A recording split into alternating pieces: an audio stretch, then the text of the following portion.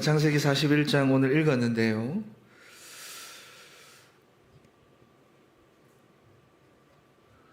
우리 신앙생활의 기본은 말씀과 기도입니다.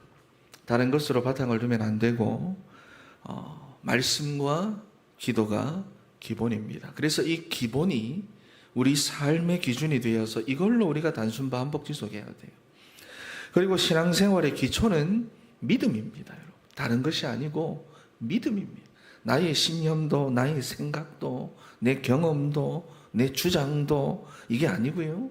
오로지 말씀과 기도에 근거한 믿음이 우리 신앙의 기초입니다.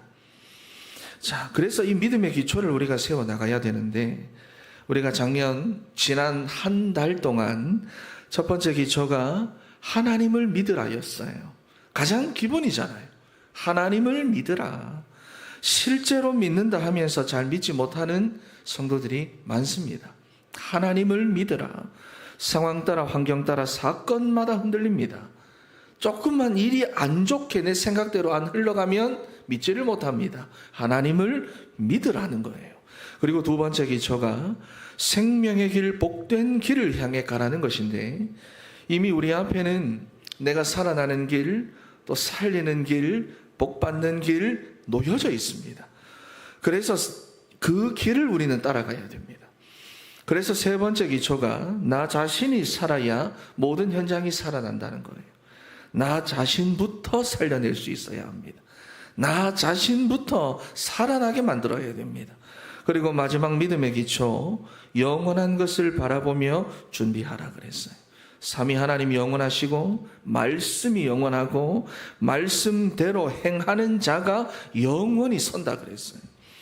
여러분, 우리 인생의 여정이 바로 이러한 믿음의 여정이 되어야 흔들리지 않습니다. 왜냐하면은 우리가 이 땅에서 살아가는 동안 우리 인생에는 계속해서 비가 오고 창수가 나고 바람이 불어와요. 반석 위에 세운 집이라도 똑같습니다. 비가 오는 것 똑같고 바람이 부는 것 똑같고 동일합니다. 그래서 우리 인생의 집을 말씀과 기도로 그리스도의 반석 위에 세워야 되고 믿음의 기초를 세워야 하는데 여러분, 그것만큼 중요한 것이 바로 그 집 안에 무엇으로 채우느냐 하는 것입니다. 여러분, 우리 인생, 우리 자녀들의 인생을 무엇으로 채워야 하느냐. 그래서 오늘 주시는 7월의 키워드는 채움입니다. 채움. 무슨 인테리어 집 이름 같지요? 채움입니다. 여러분, 그런데 채운다라고 하는 것이 무엇이냐? 첫 번째로 채운다는 것은 바로 비움입니다. 여러분, 비움. 51절 말씀을 한번 읽어보겠습니다. 51절 시작. 요셉이 그의 장남의 이름을 므낫세라 하였으니 하나님이 내게 내 모든 고난과 내 아버지의 온 집 일을 잊어버리게 하셨다 하미요. 아멘. 여러분이 므낫세라고 하는 이름의 뜻이 무엇이냐 하니까 잊어버리다라는 뜻입니다. 비워내는 것, 더 이상은 내가 상관하지 않는 것, 이런 말입니다. 여러분, 요셉은 17살에 팔려가지고 30살이 될 때까지 고생을 진짜로 많이 했어요. 어렵지 않았다, 힘들지 않았다, 그런 거짓말입니다. 분명히 힘들었습니다. 어려웠고 외로웠습니다. 그런데 오늘 본문에 보니까 그거를 다 비워냈다는 거예요. 지금까지의 내 모든 고난과 아버지 집에서 있었던 그 모든 일들을 잊어버렸다. 여러분, 정말로 잊어버리면은 회복되고 치유되는 역사가 나타납니다.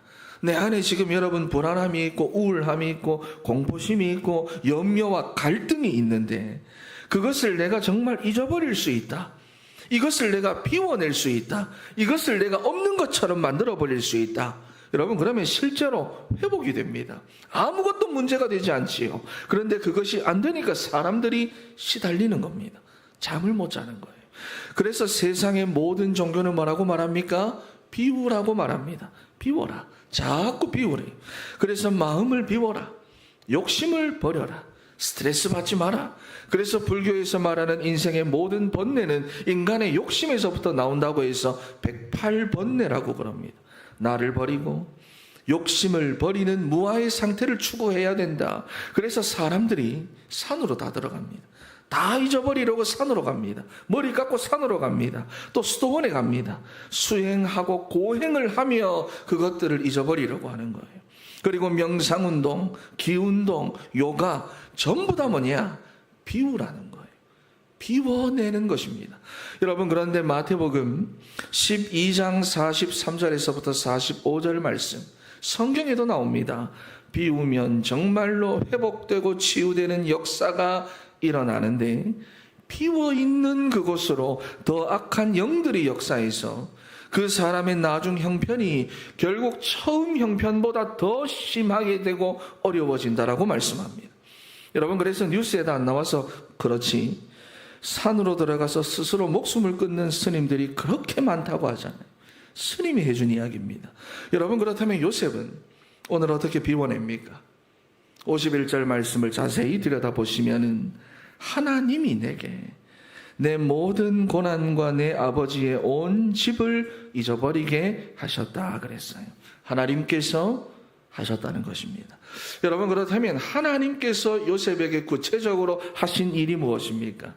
우리가 요셉의 이야기를 다 아시지요? 하나님께서 요셉과 함께 하심으로 하나님의 영에 요셉이 충만하여, 그래서 오늘 본문 38절 말씀에도 이와 같이 하나님의 영에 감동된 사람을 우리가 어찌 찾을 수 있으리요? 여러분, 종교가 말하는 비움이라고 하는 것은 내가 명상하고 내가 수행하고 내가 고행함으로써 있는 거지만, 성경에서 말하는 비움이란 무엇이냐? 비우는 것 그 자체에 있는 것이 아니라 채우는 것입니다. 채우는 거예요. 요셉이 그렇게나 힘들고 어려운 세월을 보냈는데 왜 안 힘들겠습니까? 왜 안 미웠겠어요? 그 사람들이 왜 갈등이 없었겠습니까?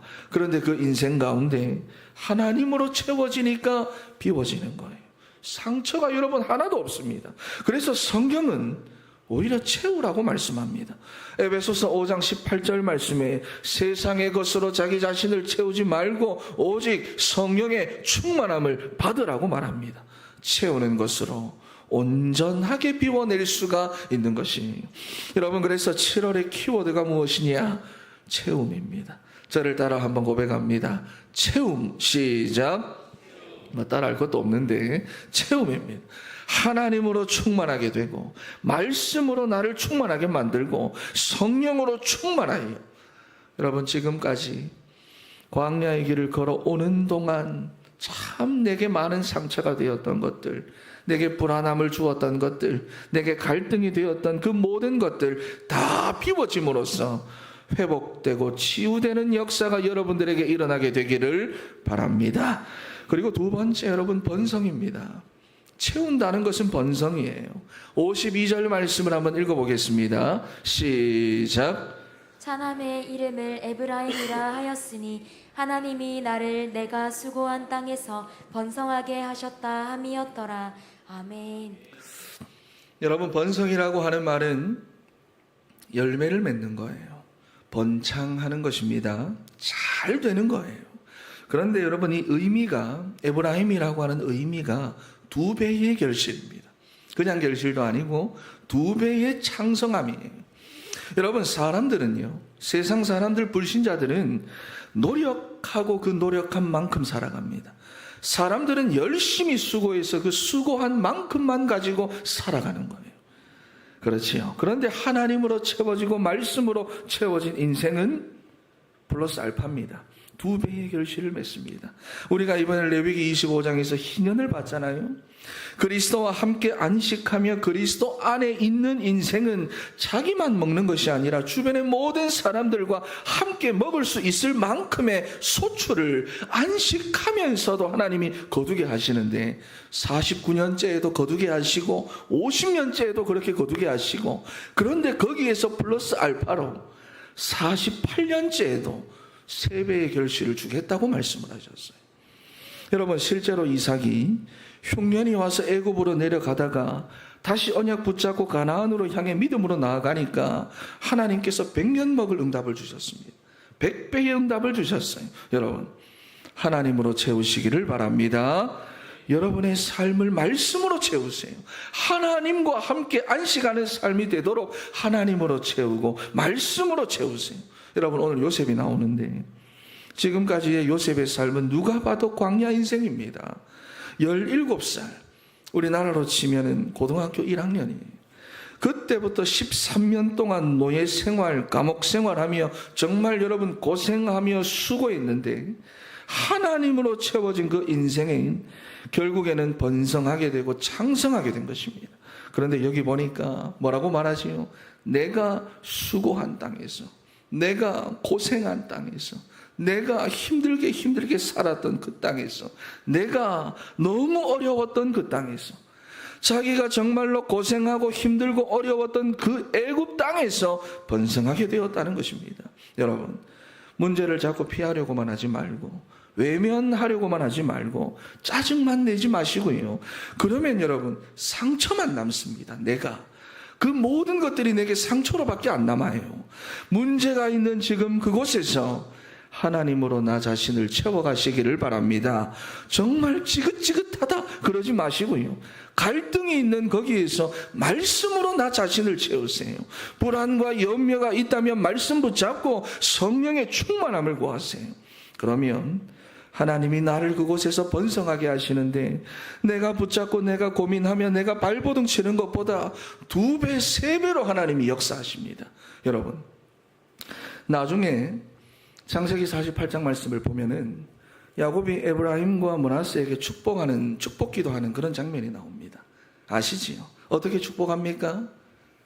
손을 교차하지요. 손을 교차해서 차남인 에브라임에게 장자의 복을 줍니다. 여러분, 세상과 다른 종교는 자꾸 비우라고만 말을 하는데, 하나님은 우리를 채우시는 것부터, 번성하게 하시는 것부터, 힘 주시는 것부터, 강하게 하시는 것부터 해서 비우게 하시고 있게 하시는 거예요. 그래서 본문에 보니까 내가 내 인생을, 내가 나를, 이게 아니지요. 하나님이 내 인생에, 하나님이 나를, 여러분, 이런 인생이 되었다는 것입니다.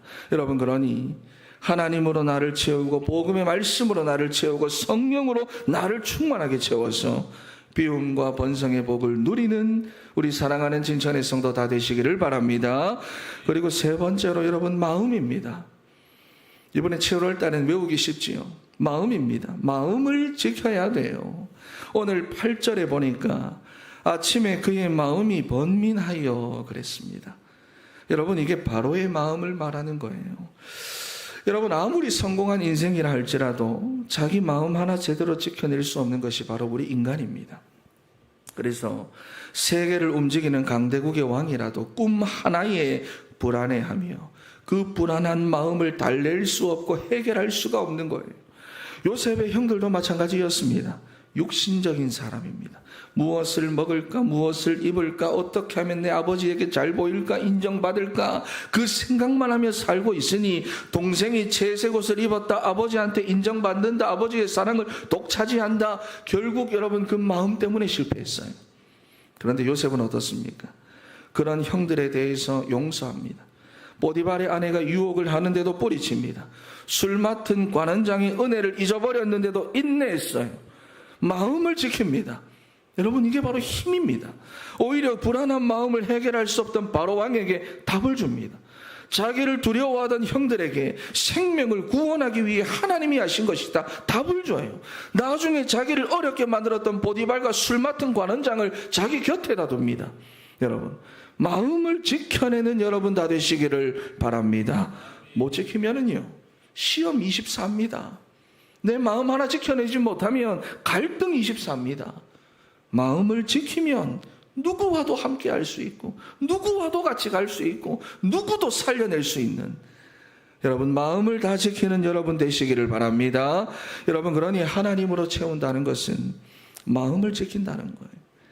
그랬더니 그 모진 세월 속에서도 이런 고백이 나오지요. 하나님이 내게 내 모든 고난과 상처를 잊어버리게 하셨고, 하나님이 나를 내가 수고한 땅에서 번성하게 하셨다. 하나님이 내게 하셨고 하나님이 나에게 하셨다. 여러분, 7월의 키워드, 그래서 채움입니다.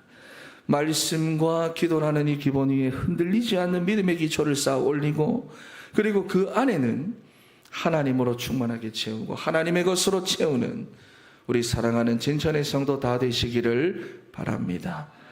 결론입니다. 여러분, 얼마 전에도 아이젠하워 대통령에 대해서 말씀을 드린 적이 있었는데, 미국의 경제를 크게 성장시켰던 그런 대통령입니다. 아이젠하워가 대통령 취임식에서 했던 말이 있어요. 어떤 이야기를 했느냐? 모든 사람들은 돈을 하나님으로 알고 살아가지만 나는 하나님을 재력으로 삼겠다라고 고백했습니다. 대통령 취임사에서 했던 말입니다. 자기의 삶을 돈으로 채우고 자기의 정치력을 돈으로 삼은 것이 아니고요, 하나님으로 자기의 삶을 채우고 자기의 정치를 채웠어요. 그랬더니 하나님께서 지혜를 주셔서 그의 통치를 번성하게 하신 것입니다. 여러분, 7월의 키워드가 뭐라고 했습니까? 뭐라고 했지요? 체험입니다. 여러분의 삶을, 여러분의 그 마음을 오직 하나님으로 채우고 말씀으로 채우셔서 성령에 충만하신 그 역사로 인하여 광야가 아름다운 밭이 되고 숲으로 여겨지게 되는 그러한 회복과 치유가 있게 되기를 바랍니다. 기도하겠습니다.